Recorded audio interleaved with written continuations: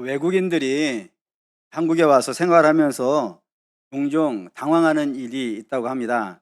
그중에 가장 대표적인 것 중에 하나가 인사에 있다는 거예요. 예를 들어서 외국인이 한국에 생활하다가 친구들을 사귀지 않겠습니까? 그 사귀던 친구가 길거리에서 만난 거예요. 길거리에서 만나자 뭐 가벼운 인사하고 바쁘니까 가면서 다음에 밥 한번 먹어 이렇게 얘기를 했다는 거예요. 언제 밥 한번 먹자 이렇게 얘기를 했다는 거예요. 그러자 그 외국인 친구가 그걸 기다리더라는 겁니다. 언제 밥 한번 먹자 그랬으니까 오늘 연락 올라나? 내일 연락 올라나?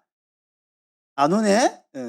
좀 더 기다려보면 연락 올까나? 이렇게 계속 기다려도 연락이 안 오는 거예요. 그래서 기분이 상해가지고 나를 무시해서 이러나 하던 차에 길거리에 다시 만난 거예요. 그래서 그 분을 붙잡고 말을 했다는 거예요.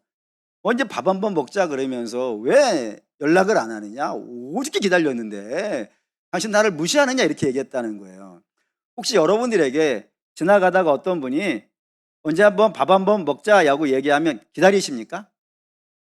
안 기다리죠. 우리는 그게 뭔 줄 아니까. 인사인 거 아니까. 뭐 연락 오면 좋은 거지만 굳이 꼭 연락을 기다리는 건 아니잖아요. 근데 외국인들은 그게 아닌가 봐요. 그래서 그분이 이야기를 하기를 다음부터는 언제 밥 한번 먹자고 얘기하면 내가 꼭 물어봐야겠다. 뭐라고요? 언제? 응? 나를 잡아! 내가 얘기했다는 이런 우스개 이야기를 들은 게 있습니다. 근데 오늘 제가 이 말씀을 드리는 것은 오늘 본문에 놀라운 약속이 하나 있어서 그래요. 언제 밥 한번 먹자 정도의 약속이 아니라 실로 놀라운 약속이 1절에서부터 6절에 이르기까지 쭉 등장합니다. 우선 그 약속을 한번 우리가 좀 확인하시죠. 1절입니다. 읽겠습니다. 여호와의 말씀이니라. 그때에 내가 이스라엘 모든 종족의 하나님이 되고 그들은 내 백성이 되리라 했습니다. 이스라엘 모든 족속의 하나님, 요 문구를 이해하시려면 다른 성경을 보고 와야 됩니다. 마태복음 22장 32절입니다. 있죠? 나는 하나님이요 이삭의 하나님이요 야곱의 하나님이로다 하신 것을 읽어보지 못하였느냐? 사람은 죽은 자의 하나님이 아니요 살아있는 자의 하나님이시니라 했습니다. 하나님을 뭐라고 설명을 하는 거예요? 하나님은 죽은 자의 하나님이 아니라고. 저것이 저 문장 속에서만 그런 것이 아니라 항상 하나님은 그런 거예요. 항상 하나님은 죽은 자의 하나님이 아니라 살아있는 자의 하나님이에요. 그 개념을 그대로 오늘 이 본문에다 갖다 넣어봅시다. 그러면은 하나님이 이스라엘 모든 종족의 하나님이 되시려면 이스라엘의 모든 종족이 어떠한 상태에 있어야 되는 거예요? 살아있어야겠죠. 하나님은 살아있는 자의 하나님이라 그랬으니까 이스라엘 모든 종족이 살아있어야 되는 것 아니겠어요?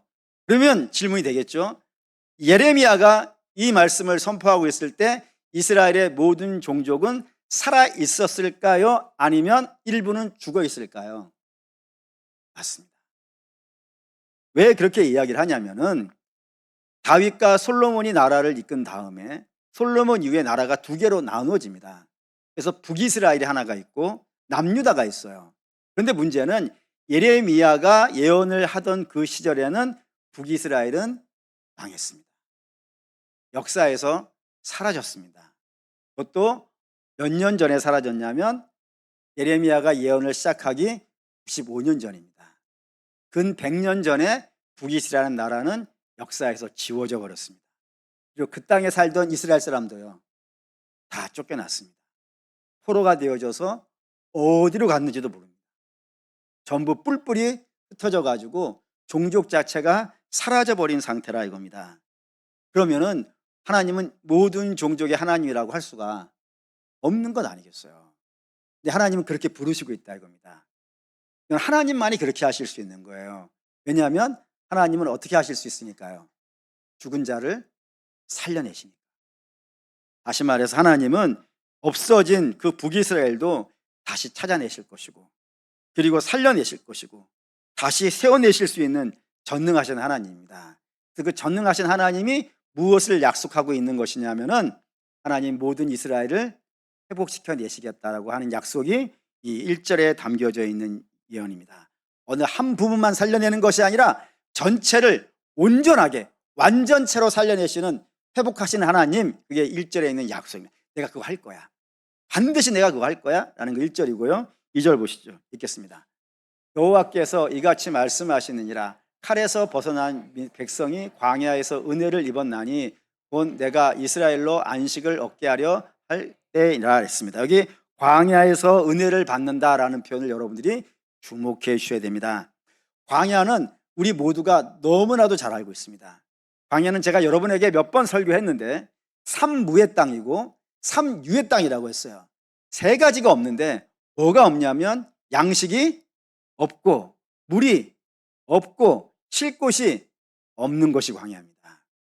당연히 살기가 어려운 곳입니다.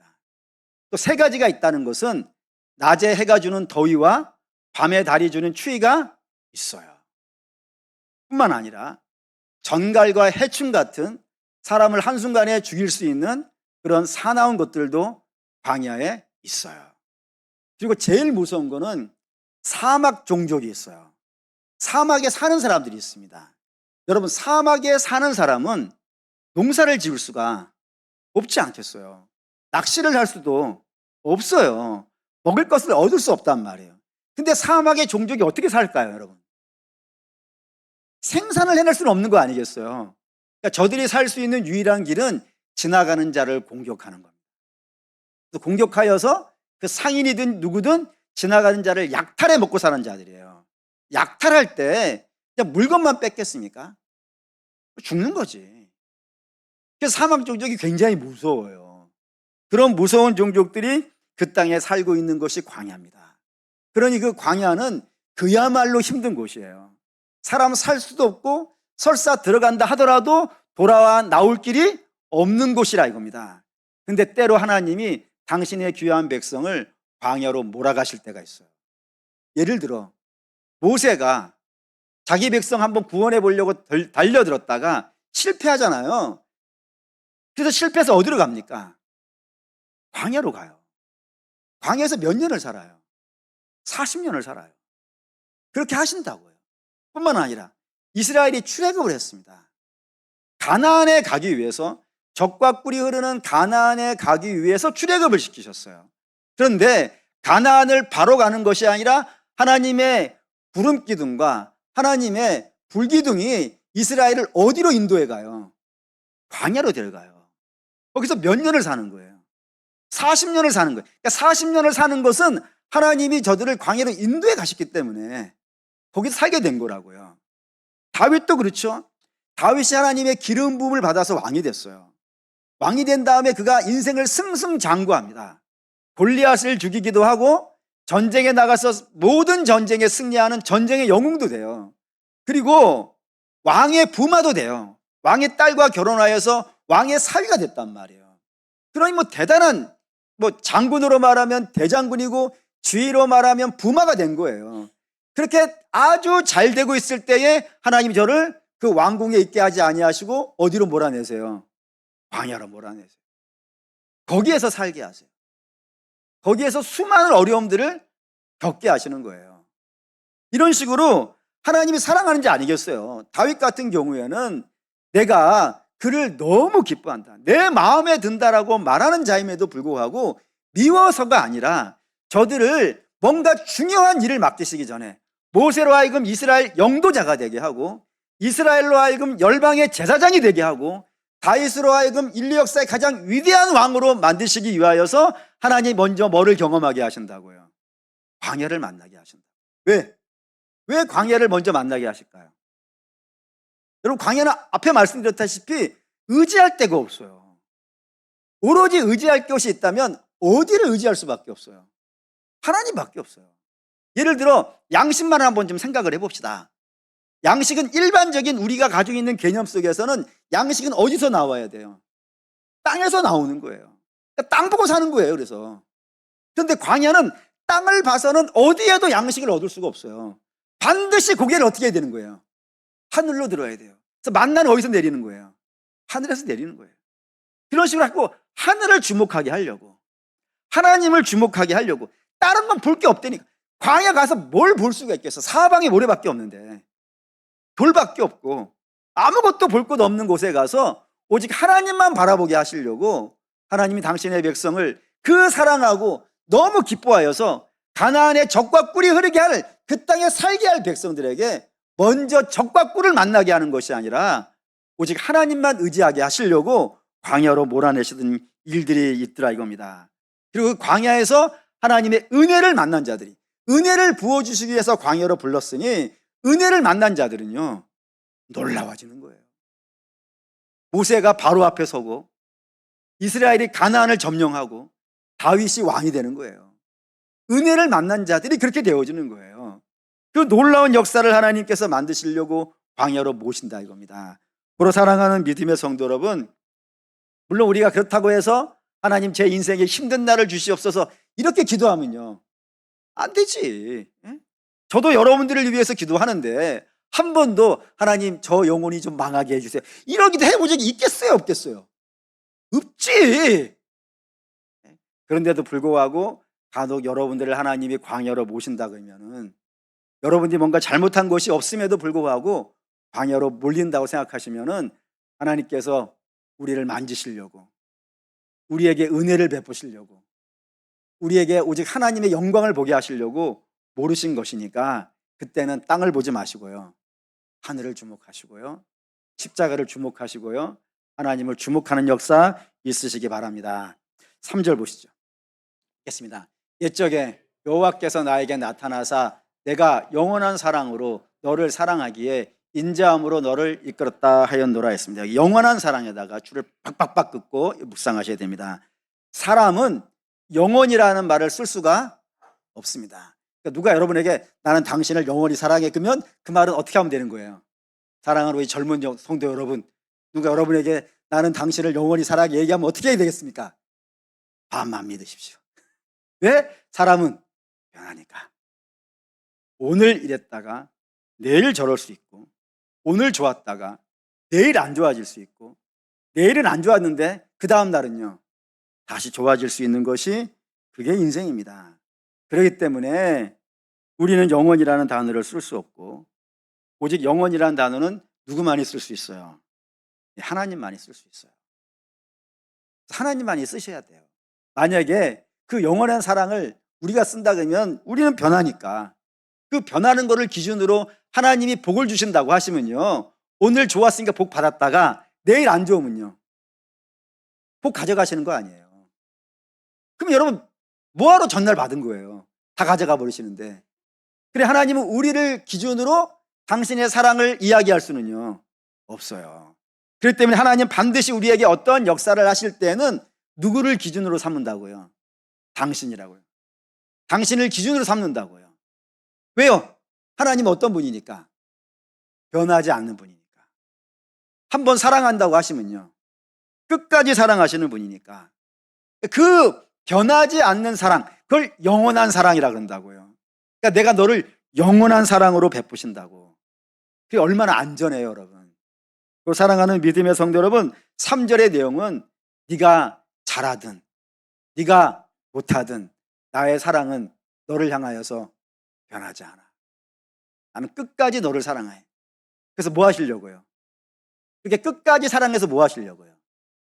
4절 보시죠. 4절 읽겠습니다. 처녀 이스라엘아 내가 다시 너를 세우리니 내가 세움을 입을 것이요 내가 다시 소고를 들고 즐거워하는 자들과 함께 춤추게 하리라 했습니다. 여기에 처녀 이스라엘이라는 말이 등장하는데 당연히 처녀 이스라엘은 어떠한 상태를 말하는 거겠어요? 순결하고 아름답고 깨끗하고 뭐 이런 느낌이 딱 들잖아요. 그런데 우리가 알다시피 이스라엘은 순결하지 않아요. 이스라엘이 순결하지 않다는 사실을 가장 잘 보여주는 성경이 호세아서입니다. 하나님께서 호세아 예언자에게 명하시기를 호세아야 너는 어디에 가면은 창녀가 있을 거다. 그를 데려다가 너희 부인을 하라 라고 이야기를 하신 거예요. 왜 이 결혼을 하나님께서 시키실까요? 이스라엘이 그런 모습이거든요. 여러분 이스라엘은 순결하지 않다고요. 왜 이스라엘을 순결하지 않다 그러냐면은 이스라엘이 우상 숭배에 빠져 있기 때문에 그래요. 이걸 왜 하나님이 굉장히 싫어하시냐면 성경은 항상 하나님과 당신의 백성 이스라엘의 관계를 뭘로 설명하기 좋아하시냐면은 부부로 설명하기를 좋아해요. 그래서 하나님은 누구? 신랑. 이스라엘은 누구? 신부. 또 우리 지금 나른다면 예수 그리스도는 신랑, 교회는 신부, 이렇게 설명한다고요. 그러니까 부부관계로 설명한다고요. 근데 부부관계가 잘 유지되기 위해서 가장 중요한 게 뭐예요, 여러분? 순결 아니겠어요? 부인이 다른 남자를 사랑하고 남편이 다른 여자를 사랑해 보세요. 그 가정이 유지될 수가요 없는 건 아니에요. 그렇기 때문에 반드시 부부간에는 순결이라고 하는 그런 맹세가 있어야 이 가정이 유지가 된단 말입니다. 그런데 하나님은 이스라엘을 하는 사랑이 변한다, 안 변한다? 안 변한다고요. 근데 이스라엘은 자꾸 어디를 간다고요? 하나님 말고 다른 거를 사랑한다고요. 그걸 우상숭배라 그런다고요. 꼭 불상에 가서 절하는 것만을 뜻하진 않고, 불상에 가서 절하는 것도 마찬가지지만 하나님 외에 다른 것이 하나님의 자리에 차지하고 있으면요, 그걸 성경은 전부 우상숭배라고 말을 한다 이겁니다. 그리고 우상숭배로 말미암아 이스라엘이 망하는 거예요. 정확하게 말하면 이스라엘은 처녀 이스라엘이라고 부를 수가 없어요. 오히려 간부 이스라엘 이렇게 불리고 창기 이스라엘 이렇게 불려야 마땅한 이름인데, 하나님이 그들을 간부 이스라엘, 창기 이스라엘 이렇게 부르시지 않고 뭐라고 부르신다고요? 처녀 이스라엘이라고요. 어떻게 해석이 된 거예요? 변화가 된 거예요. 실상은 지금 창기 이스라엘인데 하나님의 영원한 사랑이, 변하지 않는 사랑이 그를 뭘로 만들어내는 거예요? 처녀 이스라엘로 만들어낸다 이겁니다. 그리고 4절은 그런 거예요. 너희가 스스로 정결해지지 못한 이스라엘이지만 하나님께서 너희의 죄를 깨끗이 씻어서 정결하게 하여 다시 하나님의 아름다운 신부로 세워내시겠다라고 하는 약속이 처녀 이스라엘에 담겨져 있어요. 그게 4절이고 5절, 6절 읽겠습니다. 내가 산들에게 포도나무를 심되 심는 자가 그 열매를 따기 시작하리라. 에브라임 산 위에서 파수꾼이 외치는 날이 이를 것이라. 이르기를 너희는 일어나라. 우리가 시온에 올라가서 우리 하나님 여호와께로 나아가자 하니라 했습니다. 여기 사마리아 산과 에브라임 산지가 있는데 이 두 동네는 북이스라엘에 속해 있는 땅이에요. 그러면 북이스라엘은 95년 전에 어떻게 됐다고요? 망해 사라졌어요. 그러면 사마리아 산인들, 에브라임 산지인들 온전하겠습니까? 그것도 다 망했어요. 망해서 어떠한 열매도 나오지 않아요. 그런데 하나님께서 약속하시는 거예요. 그 망한 땅에 어떤 일이 벌어질 거라고요? 열매들이 나오기 시작할 거예요. 상상할 수 없이 놀라운 열매들이 쏟아져 나오게 될 거예요. 그리고 그 땅에 있는 백성들이 시온 산지, 이게 남유다이고, 남유다의 중에서도 시온이라 그러면 예루살렘을 뜻해요. 예루살렘에는 중요한 것이 하나 있으니 뭐가 있습니까? 성전이 있어요. 그 망해버린 이스라엘이 전부 다 열매를 갖고 하나님께 돌아와 예배하게 될, 참 예배하게 될 그날을 내가 반드시 이 땅에 오게 하리라. 흩어진 이스라엘로 하여금 빈손으로 오는 게 아니라 영광스럽게 하나님 앞에 돌아오도록 누가 만들어내겠다고요? 내가 만들어내겠다라고 하는 선포가, 약속이 여기에 있는 약속들입니다. 그럼 사랑하는 믿음의 성도 여러분, 서론하고 연결시킨다면 하나님이 지금 자기 백성에게 약속하는 거예요. 이 약속이 언제 밥 한 번 먹자 그 정도가요? 아닌 거예요. 오마카세 정도의 얘기가 아니라고요. 파인다이닝의 문제가 아니라고요. 여러분, 놀래주세요.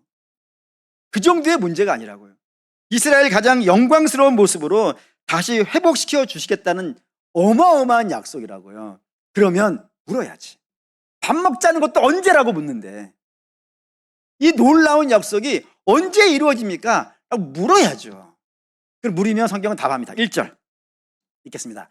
여호와의 말씀이라. 그때에 내가 이스라엘 모든 종족의 하나님이 되고 그들은 내 백성이 되리라. 언제요? 그때라는 겁니다. 내가 그때에 그 일을 하겠다고요. 그럼 도대체 그때가 언제인가? 예레미야 30장 그 앞절이에요. 바로 읽겠습니다. 너희는 내 백성이 되겠고 나는 너희의 하나님이 되리라. 보라, 여호와의 노여움이 일어나 폭풍과 회오리 바람처럼 악인의 머리 위에 회오리 칠 것이다.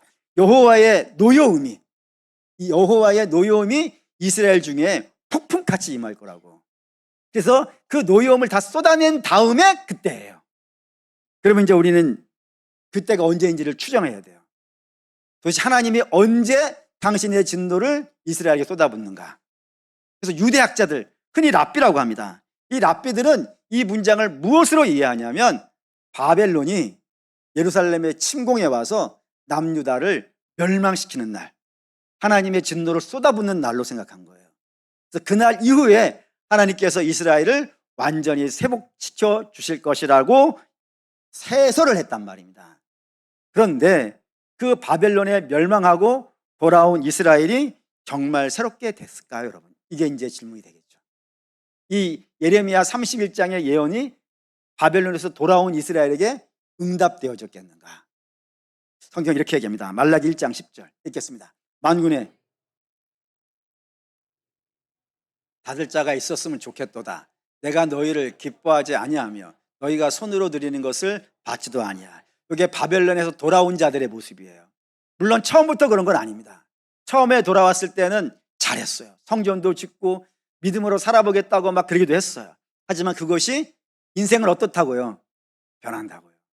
얼마 지나지 않아서 하나님이 성전문 좀 누가 닫아줬으면 좋겠다. 누가 내 앞에 와서 예배 드리는 걸 내가 견딜 수가 없다 라고 할 정도로 실망한 모습이 말라기 구약의 마지막에 등장하고 있어요. 안 된 거예요, 여러분. 옛날로 돌아가 버린 거예요. 그러면 예레미야 31장에 등장하는 예언은, 그 약속은 실패한 것이겠습니까? 그럴 수 없죠. 하나님은 어떤 분이니까? 실패하지 않는 분이시니까, 실수하지 않는 분이시니까. 그러면 우리가 해석을 할 수 있는 것은 그때를 유대의 랍비들이 생각한 것처럼 바벨론의 예루살렘이 심판받는 그날로 삼으면 안 된다는 겁니다. 다른 때라는 거예요. 하나님이 진노를 쏟아붓는 때는 그때가 아니라 그건 예언이고, 실제로 하나님이 당신의 진노를 쏟아붓는 때는 다른 때라고요. 그럼 그때가 언제겠어요? 맞습니다. 예수 그리스도가 이 땅에 십자가 지시고 부활하신 때가 된다 이겁니다. 여기서부터 여러분이 잘 따라와 주셔야 됩니다. 첫사람이 죄를 지었어요. 그들이 지은 죄는 하나님 없이 살겠다는 겁니다. 하나님 빼고 내가 하나님 되어서 내 마음대로 살아가겠다는 것이 그들의 죄였어요. 그래서 저들은 사망에 빠지게 되어졌고, 하나님이 저들에게 두 가지를 허락하십니다. 첫 번째는, 그럼 너희가 나 없이 살겠다 그랬으니까, 내 법 없이 살다고 했으니까 한번 나 없이, 내가 너희에게 주는 법 없이 살아보라 한 겁니다. 그게 창세기 4장부터 시작되어지는 가인과 아벨의 이야기예요. 자기 마음대로 살기 시작하는 겁니다. 자기 마음대로 사는 결과 그 창세기 6장에 가면은 하나님께서 어떻게 하시냐면, 창세기 6장 5절 6절 보시죠. 읽겠습니다. 여호와께서 사람의 죄악이 세상에 가득함과 그의 마음으로 생각하는 모든 계획이 항상 악할 뿐임을 보시고 땅 위에 사람 지으셨음을 한탄하사 마음에 근심하시고 온 세상이 죄로 차버리더라고요. 자기 마음대로 살게 해줬더니 사람이 복 있게 사는 것이 아니라 죄악으로 온 세상을 덮어버리더라고요. 그래서 하나님의 근심과 탄식이 되어지는 백성이 되어져서 결국에는 하나님 뭐 하시는 거예요? 홍수 심판으로 밀어버린 거라 이겁니다. 근데 밀어버린 걸로 끝내지 아니하고 한 번 더 기회를 주시죠. 한 번 더 기회를 받은 사람을 우리가 알고 있어요. 그게 누구예요? 노아예요. 노아와 노아의 가족들이에요. 저들은 그럼 어떠한 상태냐면, 하나님이 저 죄 많은 백성들을 완전히 심판해 보시는 장면을 자기들이 본 자들 아니겠어요? 눈으로 본 거 아니겠어요? 거기서 살아남은 자들 아니에요. 그러니까 심판해서 살아남은 자들이라고요. 그러면 어떤 마음 가져야 마땅하겠어요? 다시는 심판받지 말아야지, 이런 생각해야 되지 않겠어요? 그럼 이제부터 온전히 믿음으로 살아야지 그런 결단을 해야 될 텐데, 저들은 어떻게 하는 거예요? 바벨탑을 쌓는 거예요. 하나님에게서 완전히 떨어져 버리는, 하나님과 담싸고 사는 인생이 되어버리더라고요. 하나님 흩어버리시는 걸로 창세기 11장이 끝나는, 그렇게 됐다 이겁니다. 그래서 법 없는 것으로는 저들이 온전한 삶을 살아갈 수가 없더라는 것이 증명이 된 거예요. 그럼 이제 법 없이 살아가는 걸 하나님이 허락했으니까 두 번째는 뭐를 해야겠어요? 법을 주시는 거예요. 법을 주시기 위해서 법줄 가문을 택했는데, 그 법줄 가문이 아브라함의 가문이고 그걸 우리는 이스라엘이라고 부릅니다. 하나님께서 이스라엘을 택하신 이유는 뭘까요, 여러분? 이스라엘이 남들보다 훌륭하고 가진 것이 많아서 택했을까요? 아닙니다. 가진 것이 있으면 가진 걸 의지할 수 있잖아요. 아예 아무것도 갖고 있지 않은 세상에서 가장 못난 백성. 그래서 하나님이 도와주시지 아니하면 자기 자식을 왕이 뺏어가다가 강에 던지는데도 불구하고 아무것도 하지 못하는 너무나도 무력한 백성들, 그들을 택해서 저들에게 율법을 주시는 거예요. 그리고는 너희가 이 율법을 잘 지키면 내가 너희에게 복을 주리라 약속을 하셨어요. 그러면 이제 이스라엘 어떻게 해야 되겠어요? 그 율법을 잘 지켜야 되지 않겠습니까? 근데 우리 알다시피 지키더라 안 지키더라? 안 지키더라. 그래서 북이스라엘은 아수르라는 나라에 망하고 남유다는요 바벨론이라는 나라에 망해서 다 없어지더라. 신기하죠? 법이 없이 살고 싶다 해서 법을 없게 해주셨어요. 근데 망하더라. 그래서 법 없이 망하니까 법을 줬어요. 근데 법을 갖고 또 망하더라. 뿐이 아닙니다. 기적을 줬는데도 망하더라. 선지자를 보내주셨는데도 망하더라. 왕이 보내달라 해서 왕을 보내줬더니 그 왕이 부패해서 망하더라. 이게 구약의 내용 전부 아니에요. 그럼 우리는 결론을 하나 내릴 수 있어요. 이걸 갖고. 그 결론은 뭐냐면 사람이 복된 삶을 살아가기 위해서는 환경은 중요하지. 하지만 환경이 어떻게 되든지 간에 사람은 어떻게 되더라고요? 망하더라. 그게 결론 아니겠어요? 그러면 결국에는 이 우리를 망하게 하는 것은 환경의 문제가요. 아닌 거잖아요. 환경을 이렇게 해도 되고 이렇게도 망하고 이렇게도 망하니까 환경의 문제는 아닌 거 아니에요. 쉽게 봅시다. 여러분이 재벌이 되면은 좀 낫겠습니까? 좋은 대학을 나오면 좀 낫겠습니까? 아니, 환경이 중요하다니까요. 하지만 환경이 아무리 중요하다 하더라도 그 땅이 돌짝밭이면요 결실하지 못하는 거 아니겠어요? 다시 말해서 환경보다 더 중요한 건 사람 그 자체라고요. 그 사람 자체가 달라져야 된다 이겁니다. 다시 말하면 하나님이 재창조를 해주셔야 돼. 죄로 무너져 버렸으니까 무너져 버린 인생들을 하나님이 재창조를 해줘야 된다고요. 하나님이 재창조를 하시려면 우리에게 임하셔야겠죠. 근데 우리에게 임하셔서 재창조를 하셔야 되는데 문제가 있다는 말이에요. 그 문제는 뭐겠어요? 우리가 죄인이라는 것.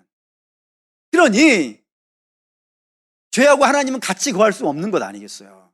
하나님이 우리 안에 거하시려면 가장 먼저 뭐를 해결하셔야 되는 거예요? 죄를 해결해야 돼.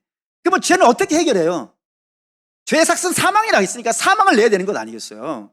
그런데 우리는 사망을 내놓을 수가 없잖아요, 여러분. 사망을 내놓으면 끝나는데 죽은 자가 어떻게 하나님을 찬양하겠어요? 그러니 하나님의 진노를 우리는 받을 수가 없어. 하나님의 진노를 받아줄 자가 필요하단 말이에요. 그럼 하나님의 진노를 누가 받아줄 수 있겠어요? 하나님만이 받을 수 있어요. 그래서 아들이 사람의 몸을 입고 이 땅에 오셔서 하나님의 진노를요 당신이 받는 거예요. 보시다. 마태복음 26장 39절 읽겠습니다. 조금 나아가사 얼굴을 땅에 대시고 엎드려 기도하여 이르시되 아버지여 만일 할만하시거든 이 잔을 내게서 지나가게 하옵소서. 그러나 나의 원대로 마옵시고 아버지의 원대로 하옵소서. 여기 이 잔이 무슨 잔이겠어요? 하나님의 진노의 잔이에요. 그 진노의 잔을 당신이 다 마셔버리는 거예요. 다 마셔버림으로 말미암아 그게 십자가의 죽으심이고 십자가의 죽으심으로 말미암아 죄사함이 일어났고 그리고 십자가에서 죽는 걸로 끝나면 안 돼요. 죄로 끝나면 안 돼요. 반드시 어떻게 해야 되는 거예요? 부활하셔야 돼요. 그래서 부활을 여러분에게 뭐라 했습니까? 온 우주에 하나님께서 죄를 완전히 도말하셨다라고 하는 선포라고 그랬어요. 그 선포를 부활로 나타내신 거예요. 그러니까 전 우주에, 온 우주에 하나님께서 인생의 모든 죄를 해결하셨다라고 하는 선포가 부활로 등장한 거라 이겁니다. 그러니 죄가 해결이 된 거예요, 이제. 그럼 뭘 할 수 있겠어요, 이제는? 하나님이 우리에게 임하실 수 있어요. 그 임하시는 모습이 사도행전 2장에 성령 강림 사건으로 임하였고 그 성령으로 임하신 오순절 다락방에 임하신 성령은 우리에게 잠시 머무르시는 성령이 아니라 어떻게 하시는 성령이라고요? 내주하시는, 항상 거하시는 성령이라고요. 항상 거하시기 때문에 두 가지를 해낼 수 있어요. 하나는 뭐냐면 말할 수 없는 탄식으로 기도하세요. 그렇죠? 하나님이 탄식으로 기도한다는 건 우리가 연약한 부분이 있다는 건 아니겠어요? 그거를 외면하지 아니하시고 말할 수 없는 탄식으로 기도하시고 또 하나 하실 수 있는 거 유명한 게 하나가 더 있어요. 그게 뭐냐면 모든 것이 합력하여 선을 이루게 하세요. 좋은 것이든 여진 것이든 그 모든 것을 가지고 하나님의 아름다운 역사를 만들어내세요. 그래서 이렇게 됩니다. 고린도후서 5장 17절 읽겠습니다. 그런즉 누구든지 그리스도 안에 있으면 새로운 피조물이라 이전 것은 지나갔으니 보라 새 것이 되었도다라고요. 새 창조가 일어나는 거예요. 하나님이 이 일을 해내시겠다고요. 그럼 여러분 질문할 수 있어요. 목사님, 분명히 이스라엘 멸망해서 돌아올 때 예레미야 31장 1절에서 6절이 안 이루어졌다면서요. 그런데 이 십자가 이후에 예레미야 31장 1절에서 6절이 우리의 삶에 이루어졌습니까? 우리가 우리의 모습을 볼 때 너무 아득한데, 우리의 지금 이 모습이 31장에 있는 내용하고 너무 먼 것 같은데 이루어진 것입니까? 라고 물으실 수 있어요. 그때 제가 여러분에게 드리는 것은 이겁니다. 이 일을 누가 시작했다고요? 하나님이 시작했다고요. 하나님께서 이 일을 시작했으면 그거 어떻게 되겠어요? 하나님 실수하지 않고 실패하지 않으신다면서요. 그럼 되지 않겠어요? 예를 든다면 천지창조 한번 생각해 보십시오. 천지창조에서 왜 하나님의 안식이 제일 마지막에 등장할까요? 왜 7일에 마지막으로 안식하는 걸까요? 하나님은 창조가 끝날 때까지 쉬지 않는다는 걸 이야기하려는 거예요. 모든 게 끝나야 쉬신다고요. 그러면 하나님이 그렇게 천지창조도 하시는 분이라면 우리를 예레미야 31장 1절에서 6절의 모습으로 만들어내시는 그 일도 하나님께서 이걸 이루실 때까지는 어떻게 하실 거예요? 쉬지 않아요, 여러분. 빌립보서 1장 6절 읽겠습니다. 너희 안에서 착한 일을 시작하신 이가 그리스도의 예수의 날까지 이루실 줄을 우리는 확신하노라라고요. 우리는 확신한데 아니 너희의 모습은 아닐 수 있다니까요. 물론 지금도 이 예레미야 31장 1절에서 6절이 이루어지신 분들도 있어요. 근데 우리가 어떤 경우에는 아닌 것 같은 경우도 많단 말이에요. 근데 우리는 확신한데 그 근거가 뭐라고요? 우리 안에 착한 일을 시작하신 이가 있다니까요. 예수 그리스도가 우리를 위해 죽으시고 부활하심으로 말미암아 착한 일을 시작하셨다고요. 그러면 그 일을 하나님이 시작하셨는데 하다가 힘드니까 하나님 너무 힘들어 짜증나고 못해 하고 손 털고 일어날 일이요 없지 않겠어요. 하나님도 손 털지 않는데 왜 우리는 우리 자신을 보고 손 털까요? 우리 옆에 있는 분을 보고 손 털까요? 하나님이 이루실 줄을 우리는 못 믿는 거 아닌가요? 저는 믿습니다. 우리 안에 착한 일을 시작하신 이가 반드시 지금 우리가 바라볼 때는 참 연약하고 볼품없는 이지만 우리의 힘으로는 그걸 못하겠지만 하나님이 그 일을 하실 거니까 우리는 그 일을 시작하신 이가 그리스도이니 그리스도의 날까지 이 모든 것들을 이루실 줄을 확신합니다. 사랑하는 믿음의 성도 여러분, 바라고 원하는데 그 일을 하실 일을 바라보시기 바랍니다. 기대하십시오. 예수를 기대하지 않는 것만큼 불신이 없어요, 여러분. 예수님을 기대하십시오. 도대체 어떻게 하려고 하는지. 이 땅에 왔던 선교사 중에 유명한 선교사 있죠, 언더우드. 그분이 한 기도에 이런 거 있어요. 지금은 아득합니다. 이 땅에서 복음을 전하는 것이 너무 아득합니다. 어디를 봐도 희망이 없습니다. 하지만 내가 이곳에 믿음의 씨를 심겠습니다. 그 결과가 지금 대한민국 교회예요. 물론 연약한 부분 있죠. 근데 언더우드 선교사가 지금 본다면 자기의 기도가 응답되었다고 춤출 겁니다. 우리도 마찬가지일 겁니다. 하나님께서 시작하신 일을 아들을 죽이고 시작하신 일이고 그 아들이 부활하심으로 말미암아 이루신 역사를 하나님 도중에 못하신다고 포기하지 않을 겁니다. 졸지도 않고 주무시지도 않고 반드시 그 일을 다 해내셔야 비로소 안식하실 거예요. 일하실 하나님을 기대하시면서 여러분 자신을 보시고 여러분의 자녀를 보시고 여러분의 이웃을 보시고 여러분의 성도를 보실 수 있기를 주의 이름으로 축원합니다. 아멘.